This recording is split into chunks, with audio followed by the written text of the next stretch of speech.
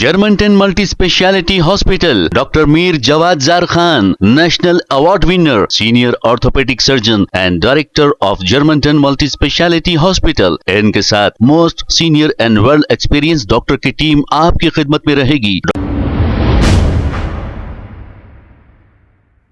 अस्सलाम वालेकुम नाजरीन, 7H न्यूज सच को रखे आपके आगे। मादन्ना पेट नूर मस्जिद के इलाके का ये मंजर है जहां पर डेनिस का गंदा पानी बहकर जा रहा है। अब यहां पर AIMIM मौजूद है।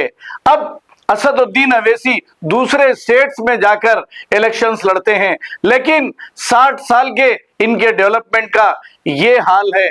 जहां पर अवाम कितनी खुश है, आइए देखते हैं ये रिपोर्ट।